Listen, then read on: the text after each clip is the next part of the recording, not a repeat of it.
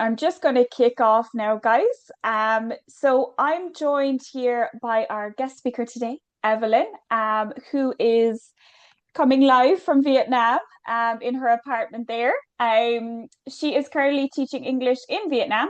Evelyn completed a 5-month internship program with us there, before traveling across Asia and later returning to Vietnam to work as a full-time teacher there. So we're so excited about this webinar today to help you plan your next adventure, or an exciting new career in Vietnam. Now is the perfect time because we have just opened our Vietnam internship, which starts in August this year.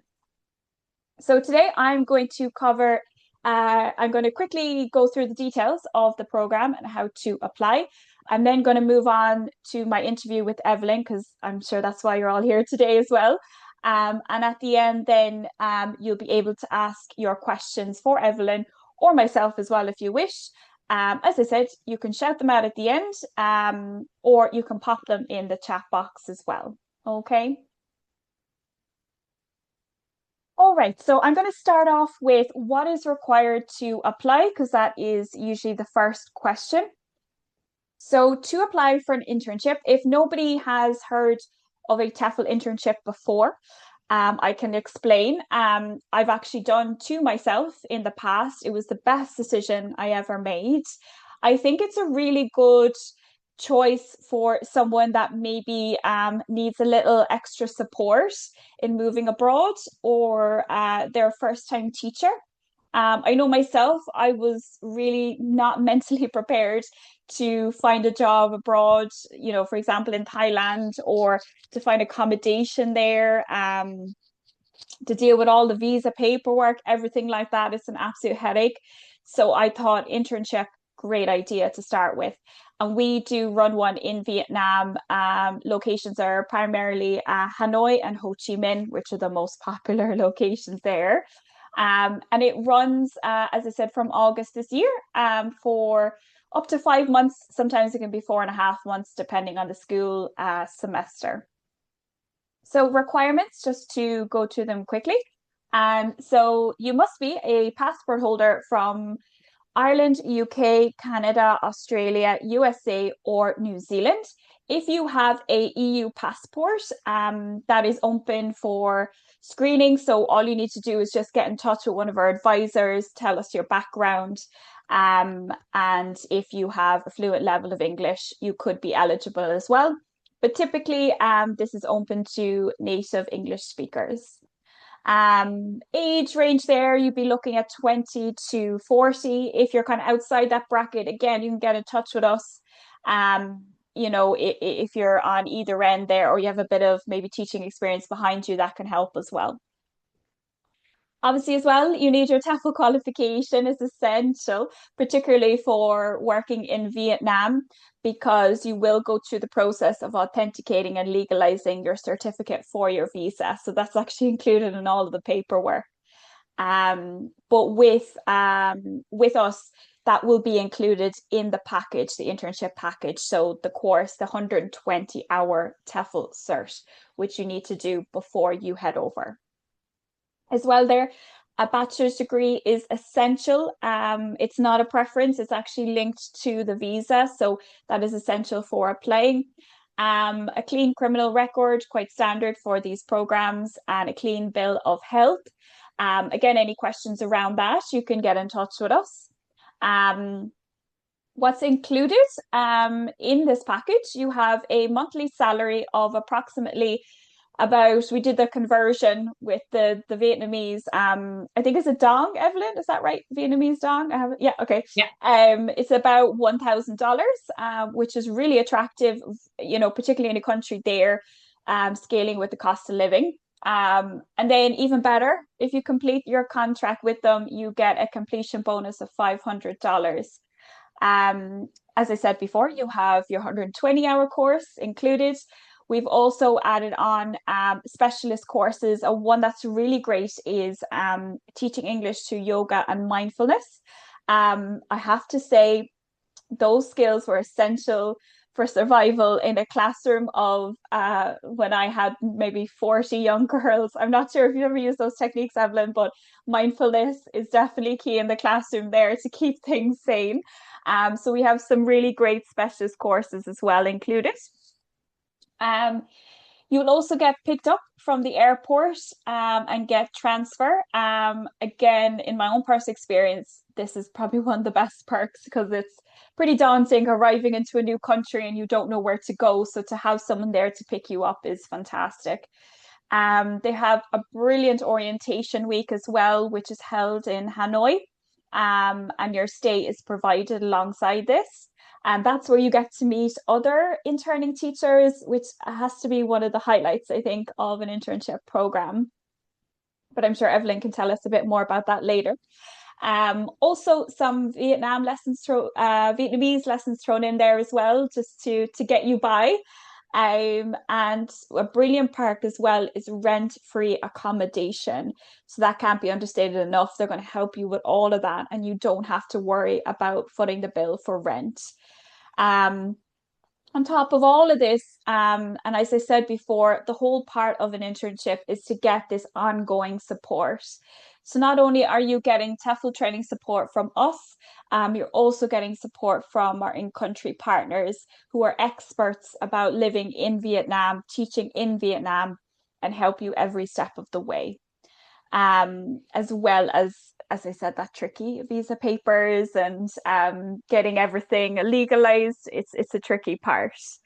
Um, any questions so far there, guys, you want me to cover? Pop it into the chat anyway, guys, and I can always come back to it if you do. Um, Applying is very straightforward. You get in touch with us. I recommend speaking with an advisor, having a quick phone call just to go through again our requirements, what's expected of the program.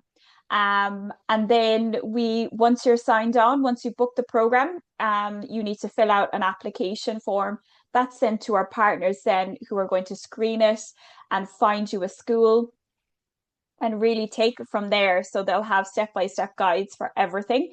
But definitely, guys, get in touch, have a great chat with one of our advisors about the program. They give you all the details there as well about booking on. We also have a promotion still running. If you didn't catch it on our website yet, the coupon code is Bunny15. So that's going to give you 15% off this Vietnam program as well. So if you want to jot that down, you can book on and get that discount. I'll just double check if there's any questions come up there for us. I just see a quick question there from Jason. Do we assist teachers finding employment? Yeah, we do. I'm actually going to go into that a bit more, if you don't mind, Jason, later on, just about finding a specific employment in Vietnam for different niches or specialisms. I'll definitely address that at the end for you. But I know everyone's dying to hear from Evelyn, so I'm going to crack on. So hi, Evelyn. How are things? Hello. All good, all good. Good to see everybody. Yeah, no, thanks again for joining us. So Evelyn, I just kind of want to start off really from day dot. Why did you choose to do an internship program with us? Why did you decide to teach in Vietnam specifically? Maybe if you can take us through that thought process. Yeah, for sure. So if I'm thinking back now, it seems like a long time ago, but so I finished my degree. I was in UCD, and while I was in UCD, I had gone on my first big kind of traveling trip through one of the societies there. And it just made me kind of realize there was something I wanted to do more of, was just see more of the world and travel to farther places and all of these kind of big dreams. And but I knew myself I wouldn't have enough finances to carry me through just solo traveling or anything like that. I knew I'd need to have some kind of income along the way. And so that's when I kind of came across TEFL the first time. And I had my degree. So when I started to read about requirements and such things, I was like, okay, this is something to consider. And yeah, signed up for the 120-hour course. And I was working part-time alongside that back in Ireland for just a couple of months as I was getting ready. And then, yeah, the big day came then. I had decided to come to Vietnam. I don't have a crazy reason for choosing Vietnam, but it was just somewhere that in the back of my mind I always wanted to come here. And so when I saw the course was available, I felt really drawn to it. And I have no regrets. I've loved every second of being here, and I'm still here a year and a half later. So, definitely no regrets. And I can only say positive things about the whole experience. So yeah, that's kind of how I came to be here.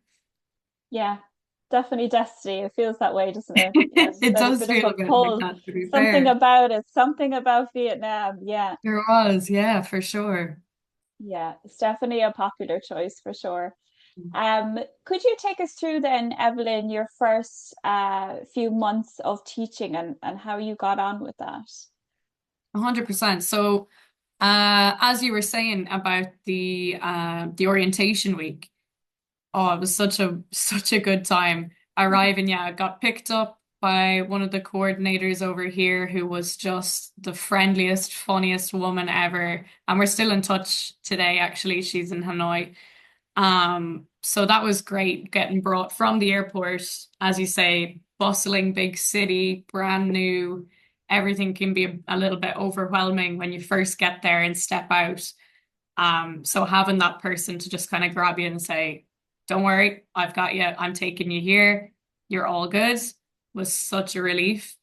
Then we arrived at our hotel. We got introduced to everybody. There was, I think, about 20 of us in Hanoi for orientation.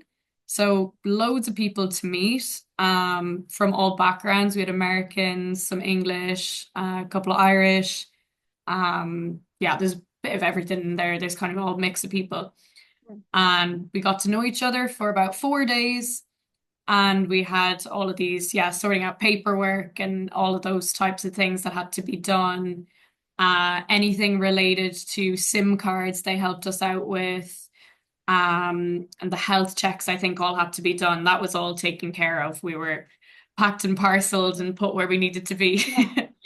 And then, yeah, so I got placed then in Haiphong, which is the coastal city near enough to Halong Bay. And I was with 14 teachers in total. So we all became really, really close. We were living in the same accommodation together. It was absolutely hilarious in our accommodation, just living with Nice. a big family. Like it was so much fun.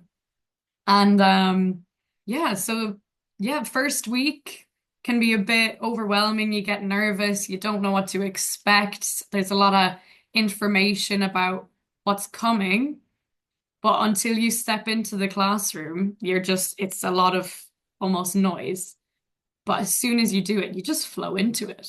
That's Mm. all I can say to people is it seems quite uh, overwhelming and intense, and all of a sudden you just do it. You step into it, and it's no longer this big scary thing that's kind of you're wondering how is it going to go. Um, so yeah, I must say, once that first week was done, we felt super comfortable with what we had to do. We understood what was expected of us.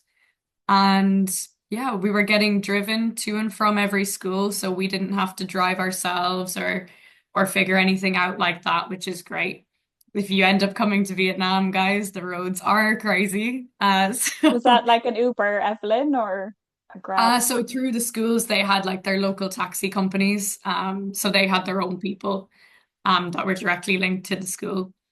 And then you drive around to different public schools. You get given any age group from the little wee ones, like 4 years old, who are just learning hello, goodbye, and you sing lots of songs and play games. And then you move your way up different age groups. You can get the middle school kids who are like 12 to 15, or even some high school kids. I had a few classes with them. And they're so funny. Oh my gosh. Like the standard of English in Haiphong wasn't very high in general.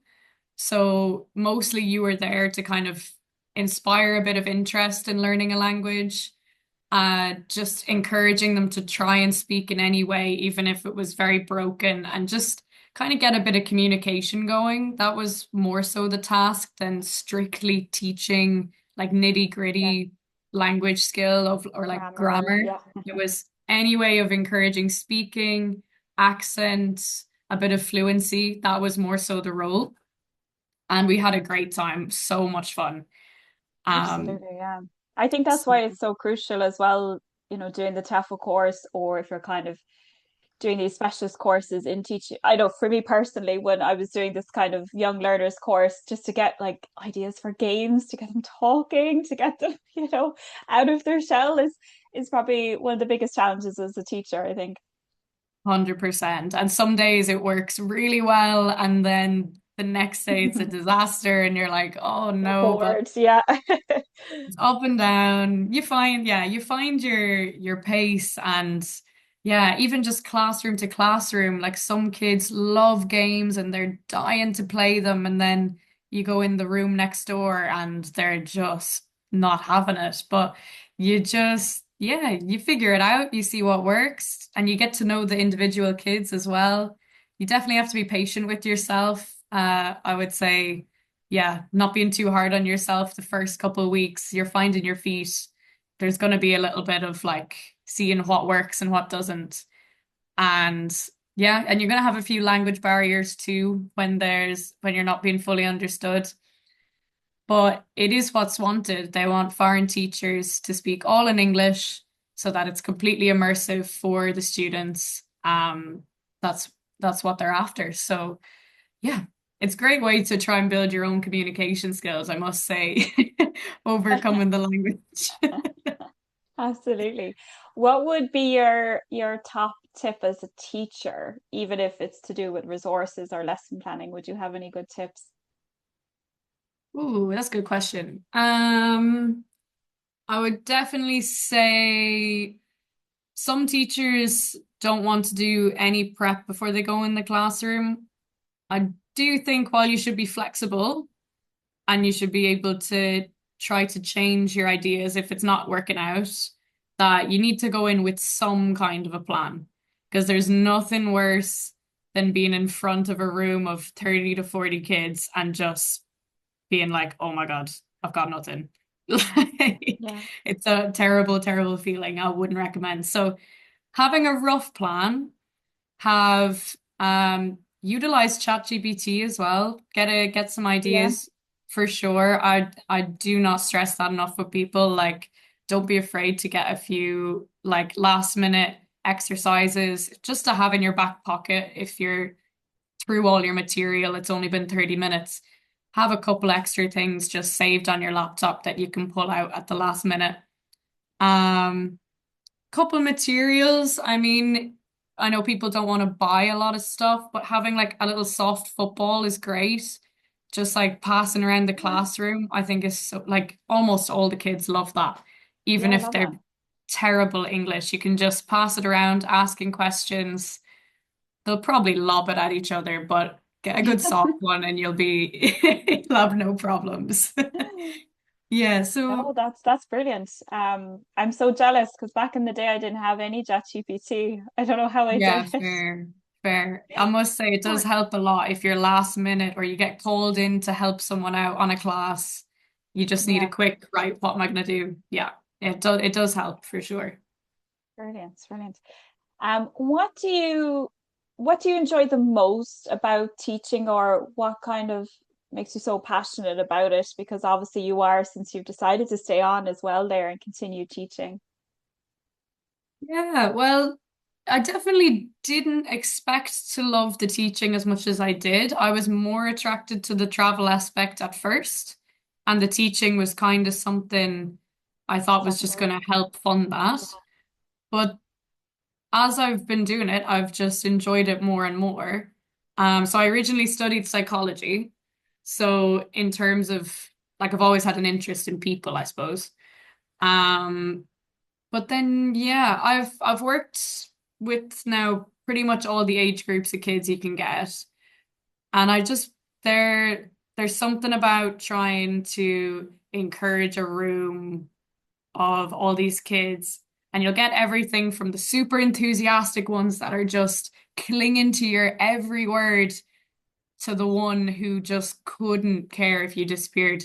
And yet just trying to get them a little bit enthusiastic, like you'll have all the different layers to it in terms of the success, and you build a nice rapport with the kids. Like one of my favorite things now is when the kids come up to me to like tell me things in their own life, like they want to share with you, you know, having these connections. And especially now, having been here for longer, I've gotten to know a lot of my students pretty well, and they can tell you all about the good things you should do in Vietnam that people don't know about, you know? So they'll give you all Yeah, the tips, where to true. Yeah. go, what to eat is another thing. They'll be like, teacher, have you tried this? I'll be like, I don't know what that is. They're like, go here, try this, you'll love it. Like, oh, it's really nice when you have these connections, and yeah, it just Yeah. feels really special for sure. I think that's what I loved about teaching as well, is you just get Mm. this instant community.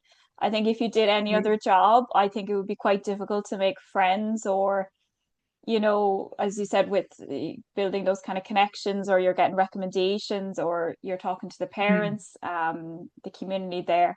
I think it is probably one of the easier jobs in terms of moving abroad to sort of find your feet there. 100%. And in the companies as well, you'll be working with other expat teachers. They're all in the same boat. Instant friend package right there. And Yeah. then even the local teachers, like we've been working with the local Vietnamese teachers as well. So they're also eager to get to know you if you're eager to get to know them. So yeah, you've just so many people to meet if you're interested in trying to just meet people from all over who have totally different life. Yeah, it's such a great way to do that for sure. Could you just take us through maybe a typical working day, sort of the times when you do your classes and your lesson planning, and maybe what you like to do at the weekend as well to let off a bit of steam? Yeah, for sure. So during the internship, I suppose it's not much different to now, but during the internship, I was working, uh, I think it was maybe around 8 or 9 a.m. in the morning. And then you teach maybe one or two classes. Depending on the age group, it would change the length of the class. You could have like 45 minutes for younger kids, or you could be doing a double class for the older high school ones, could be an hour and a half. But either way, by around 11, you're done for lunch. And what's so fun in Vietnam is you have nap time, siesta time. So everyone's like curling up for a nice little sleep. You can get all your lovely food, oh, which is just so delicious out here. Oh, I'm obsessed with the food. So there's so much, and it's so cheap. It's great value. And you'll have hilarious conversations with like the street vendors and everything. It's just hilarious. What's your favorite food, Evelyn? Favorite like Vietnamese dish? Yeah. Oh, that's a tough one. But one that I come back to again and again is called bún chả. So it's Mm. Buncha. And it's, I think, primarily from Hanoi, but you can get it everywhere. And it's just kind of grilled pork on noodles, and it's this lovely savory broth and lots of green leaves in there as well. Oh, it sounds very basic, but it's delicious. I go for it every time. Brilliant. I'll Oh, have to write that down now. it's so good. Oh my gosh. So that's the morning. Then out again in the afternoon. Similar kind of thing. In my current job, I'm usually finished, or I am finished before 5 p.m. The internship, we were also sometimes doing the evening classes for the evening school. So it gave us experience like teaching the grinds classes, all that sort of thing. So you get like once you've done the internship, you have experience in every type of language teaching, I would say. Like the after school, high school, middle school, and primary school. And the after schools can also have the younger kids. It really depends. But you come out of it, you've taught everything. So you have experience in all the That's age brilliant. groups. Yeah. That's So brilliant. it Yeah. was no problem landing another job afterwards because we dealt with everything at that point. Yeah. Wow. Um, so yeah, that was great. But currently I finish at around 5 p.m. And then other than that, you have a little downtime. Uh, we got to prep our own classes on the internship. So again, that was experience. They give you like a vague plan with sort of a topic, for example, like animals, and they'll give you some keywords that they want the kids to focus on. But from there, you have free reign to come up with some icebreakers, review what they know, do sentence structures, anything like that. It's mostly just repetition and going on their pronunciation, and you're going to have a big class. So, yeah, trying to just manage that. You'll definitely need to prepare a few activities. But it doesn't take long. Once you've finished your first week of internship, you have sort of a pattern for how you want to structure your lesson. So you can do your preparation in an hour or two of an afternoon. Or if you have a free slot, usually people have a free slot in the week that's specifically for your admin stuff and for your class prep. You'll easily get it done in that window. And the nice thing of Vietnam is all of the coffee shops are fabulous. So you just take your laptop, go find these ridiculously beautiful coffee shops. If any of you are on the travel Instagrams, you'll see them, but oh my gosh, they're The ridiculous. cat cafes and all that. Cat cafes, but there'll be like a waterfall in the middle. It's like the Singapore Wow. airport cafe. Like you're just like, what is go? And it's just a random cafe on the street. They're exquisite, and the coffee is out of this world. So you take yourself off, do your little prep, sun is shining, have your gorgeous coffee. Then, yeah, your evenings are your own mostly. So that, local gyms, dance classes, language classes. I know some people get nervous about the Vietnamese, but you definitely don't need it, but it does make your life a little more fun if you try to learn a few bits and pieces. And it's so appreciated by the people here.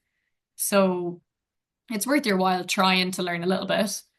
And yeah, then on the weekends, I personally just love to travel to all new places around the country. So I mean, I do think I've combed through a huge amount of it now, north, south, and Midlands, everything. But it's all very accessible. There's the Grab bikes here, Grab taxis. You can book if, especially with the other teachers, everyone's interested in seeing Vietnam. So there's no problem with planning trips. It's what everyone's really there to do. So on your weekends, yeah, get them booked. You can Hanoi, go north to Halong Bay, Sapa, everywhere. Oh, you see it all. Do you have any good tips for maybe living abroad there or kind of the move over there in general? Specifically Vietnam. I suppose a few things to keep in mind. If you're in the north, it's a little colder than you think. So if you're in Hanoi, Oh, it's very different to Ho Chi Minh. So where I am now, we were just talking before the Zoom, but it's around 36 degrees every day. Like right now, it's 7:30 p.m. and it's 34 degrees outside. oh wow. Yeah. So it's hot and it stays hot. But Yeah. if you're in the north though, in Hanoi, it's much cooler. When I was in Haiphong, you'd be sitting, kind of more like 10 to 15 degrees on a normal day. And then Oh, on a good day, you'll get up into the 20s, but you're not getting into that scorching or like super stuffy heat like you are in the south. yeah. So something to keep in mind for your packing because I was not Yeah. prepared. Yeah. Yeah. I came with all my summer wear and I was like, oh, it's a little bit chilly sometimes. Um, but yeah, so that's one thing. Uh, Anything else specific? Off the top of my head, there's nothing jumping out at me. Just yeah, learn a couple of phrases to be friends with the Yeah, locals. yeah, And I suppose one thing that puts people off, but I don't think it should, sometimes you work on a Saturday. It's the Vietnamese way. They all go to school on Saturdays. But it's usually not every day. They try to accommodate foreign teachers because they know people don't want to do that. But I suppose just something to keep in mind as well. But you'll factor it in your plans with your friends and yeah. it won't really affect you that much. Usually it'll be just like one class on the Saturday morning or something like that. So, but just something to Yeah. know. No, that's perfect. I know. I think sometimes you can prepare as much as possible, but you just got to go with the flow as well when you're in Vietnam. 100%. It's a very like Yeah. chill country as well. You'll see hilarious stuff going on. But yeah, Yeah, if you're open I to can just only the imagine. madness of it, you'll have a great time. I actually seen some great questions in the chat here for you as well, Evelyn. Yeah. So we'll definitely kind of wrap it up there with our Q&A session. Any questions again there now, guys, pop it in the chat box. Or if you're feeling brave, you can shout it out as well for myself or Evelyn. But I just saw a few pop up there. Let me just scroll in there now for you. Oh, it's quite a few. Um, I think I saw a great question about culture shock. I don't know if I can find it anymore. Oh, from Veronica, is it? Um, I think there was a good one there. Oh yes. What was the biggest culture shock moment you had when you first stepped into the classroom there?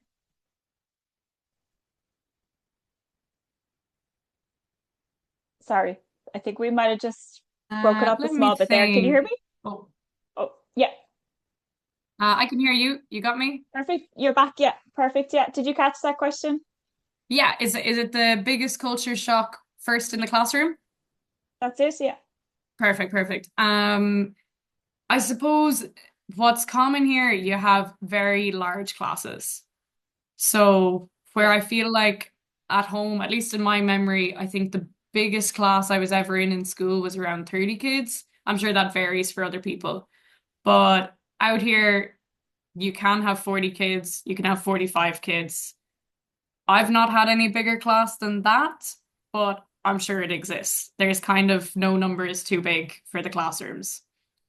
Mm. Um, some things, depending on which part of the country you're in the north, sometimes the local teachers do discipline their kids. You do not. You definitely do not. Yeah. Um, but you might see that occasionally. They're not beating them to a pulp, but they sometimes you might see them get a smack from their local teacher, just Mm. so you don't feel overwhelmed by that. Can sometimes be a bit, oh, not sure how you feel about that. Um, and then also noise. Vietnamese people love to talk, and that does not change in the classroom. So you'll almost never get a fully silent room. Um, so I suppose knowing that they're not necessarily being disrespectful, but there's generally quite a commotion. Um, but yeah, there's also huge respect for teachers though, which is a lovely Mm. feeling. They will address you very clearly. They tend to stand when you walk into the classroom is a thing, or they stand to answer questions. So don't be surprised for that. Like even for a short question, they'll stand up, answer the question, sit down. Um, so yeah, uh, those are kind of the few things that jumped out to me the first week that Yeah. I kind of was like, oh, didn't expect I that. know. Yeah, it's But I think sometimes it's a yeah, bit of a time warp in certain places, which can be hard to adjust at first, but it's just yeah, the way things yeah. are. Yeah, yeah, Just different way of absolutely. doing things, but you get the hang of it pretty fast. And Exactly. yeah, you're open to it, you'll be Yeah. absolutely fine. Um, just on that, actually, Veronica as well said, any advice on using games in the class? I know you mentioned about using a ball as well, which is a great tip. Hmm. Which have worked well for you, and which ones didn't really go as planned? I'm sure many of those as Uh, well. that's a good question. I would definitely say you'll go in with the best intentions with games, but simple is always the best. If there's too Yeah. many rules, it will get lost. And as I say, the standard of English isn't always the best, or it's something you can't really prepare for. You'll have to get to know your kids a little bit and see which ones are up for a more complicated game and which ones just won't be able to get the rules. So I would say simple is best. Something that can be demonstrated quite easily first works very well. Um, yeah, if you have a stronger kid in the class, sometimes get them to do it first, so the others can watch. Um, in terms of games that work well, try to engage the full classroom. If you're trying to do games that kind of jump between kids, chaos is gonna erupt. Like Mm. it's just gonna start spiraling and you're gonna Yes. start losing them one by one. So some great games are anything where they can be lined up at the board to like writing things on the board or they tend to have these like chalkboards in every classroom. Almost every kid has one. So you can do games where you just shout out a word and like the fastest kid to write the word, they'll all hold up the boards. That's a great one. And I found they all get really competitive and they love that. Um, so yeah, that's a good one. And Yeah, simple. the point systems, they really love a good point system and stickers. I know that's kind of a common enough thing, but they love that out here. So buy a bunch of rolls of stickers and just have a winning team or a winning student for all the activities, dish out the stickers. Yeah, they'll be all about that. So, and they're very competitive. So they will make sure you do not forget the stickers Yeah. Every day reminds you. every Um, day. just a pivot there. So the standard of accommodation, what's that Mm. been like for you, Evelyn? So on the internship, we were staying in a hotel that was kept specifically for the teachers. So we all had our own rooms. There is variation. They are simple. That's definitely worth Mm. keeping in mind. And there's sort of, in terms of like, you'll have your air conditioning, so you'll have that on. But they're simple. And I suppose people just need to keep that in mind. You're not going to go and stay in the Ritz or something. It's you're being given free Yeah. accommodation. So you have a bed and it's clean. And the rest, you can easily get all your cozy supplies. Like you can go and buy your lovely blankets and your pillows if that's what you want. But your base room, I had no issues with mine. I had my own bathroom, my own bed, nice big space, lovely big window. Yeah, I had no issues with mine. The laundry was also available downstairs in the hotel. We could get that done. There was like a really small fee of like maybe €1 or two or something like that. Mm. Um, yeah, so I would just say I know some people when we arrived, they got a bit upset. I think they were just expecting something very fancy. Mm. So just manage your expectations is all I would say. It's not, there's no problems with the rooms and also the people that work there will try everything. If you need something like a few of us were looking for kettles and stuff like that. They did everything to try and source them for us and they did. Um, or yeah, if there's any issue you come across, you can let them know. I would Yeah. say across North Vietnam, it's not much of a problem down here but sometimes you can get a little bit of mold coming in just based on the climate. You're going to find that everywhere in Vietnam, and they'll clean it up for you and everything. But something to flag if you start noticing any, it's going to be yeah all over North Vietnam. It's just the time of year. There's a climate, yeah, It's not just about the for weather, like yeah. the weather gets a little bit damp and warm, so Mm. yeah, it can happen. But yeah, rooms will be well cleaned, no issues. Yeah, hope that That's answers your perfect, yeah. question. No, no, that's perfect. Thank you. I know that's always kind of a burning question for people. Yeah. Um, I just see a few questions there in regards to eligibility, which I'd be happy to answer. Someone said they are a Japanese national, but they went through the British education system, including university. Would they be eligible? Unfortunately, a lot of the time it is tied to passport. I wish it was different. I do, because I've met so many amazing teachers all over the world. But sometimes it's these kind of visa barriers that really stop situations like this. But I'd say get in touch with us anyway, Yuri, with your kind of background and everything like that, and we can look into your eligibility or maybe if there's other pathways available. But unfortunately, sometimes it's the passport, which can be the barrier. Joshua said then as well, so aside from holders of the passports I mentioned, others are not eligible. They are open to screening EU passports as well. If you have neither of those, certainly again get in touch with us, let us know what passport you're on, your background, everything like that. But yes, in general, even if you're kind of on job hunt in Vietnam, preference can be the seven native English speaking countries. Unfortunately, it's a bit like if you wanted Spanish lessons, you'd probably be looking for Spanish people, Spanish natives to teach you. It's a bit like that, but don't rule it out. Absolutely don't. Get in touch with us about your background, and we can chat to you a bit more about it.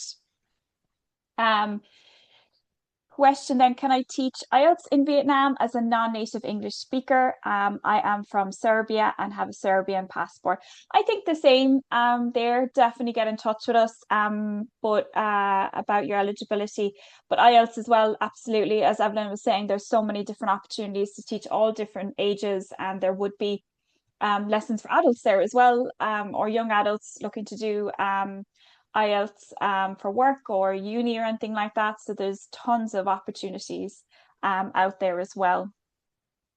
We're getting loads of questions here. I'll have to skim through them. I see another question about IELTS as well. Looking for more information on the IELTS teacher course. Yeah, so if you just get in touch with us, pop us an email or give us a call. We can talk you through the IELTS course. I won't cover it today just because we're focusing on teaching in Vietnam, but we do have a fantastic course that covers how to teach IELTS. A quick question there for you, Evelyn. Did you have a co-teacher or were you teaching alone? So usually what they do is they'll give you a classroom assistant. It's not for every class if the school can provide it, or sometimes it's like their homeroom teacher will sit in the back and just do some work. They usually don't need to interfere. It's mostly just if they know a kid is prone to misbehaving or they know that the English standard isn't quite there and you might need some backup for translation.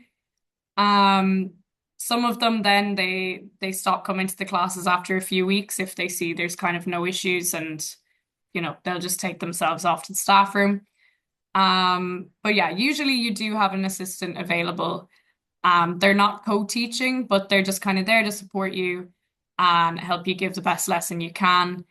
And same with my current role. It's kind of a common thing in Vietnam with the foreign teachers. Most of your classes do have an assistant there, yeah. Another great question actually is what did you find the most significant challenges with teaching young children in general? Maybe how you overcame them as well. Biggest challenge with young children. Yes. Hmm. Uh, that's a good question. I suppose deciding how harsh to be with your feedback. You are there to encourage them to learn, and a lot of them in particular struggle with pronunciation. They'll be brilliant learners, they'll memorize the vocab, they'll know what they're trying to say, but a lot of them will really struggle to say it, which is so valid. Like I've been trying to learn Vietnamese, and oh my God, some days I cannot say a word of it. But I suppose then, yeah, deciding when to let it pass. If you've been bugging a kid again and again, they're just little ones. Like sometimes, you don't want to beat them down on it or anything. So just being as bright and encouraging as you can and going in with your game plan for the little kids, your list of songs on YouTube. Um, I Okay. suppose having your good attention grabber sometimes work better than others, I think. I have a friend who likes to do, I know it's fairly common, but if you hear me clap once, if you hear me clap twice. and then silence. That works with some kids. I personally found it gets a mixed reaction, but it's worth trying out. Some of the little kids love it. Just anything that kind of engages them, gets their brain back on it. Yeah. Good way to get them back on attention on you, especially when there's a massive number of them. You need something so you're not Um, screaming yourself. yeah, well that's actually another Yeah. question which I think you covered there, how to manage such a large class. But I think as you said, you do just kind of get used to it and get into the flow of it. You figure out what works and definitely just take it easy on yourself for the first couple of weeks, even the first month. There's going to be a lot of learning on the job. And even your kids starting to trust you more, you'll definitely see a change in at their attitude towards you and they get to know you a little bit more. They're so friendly, like they're dying to get to know you. So they'll be just so excited to learn more about you and they're a bit more comfortable as well.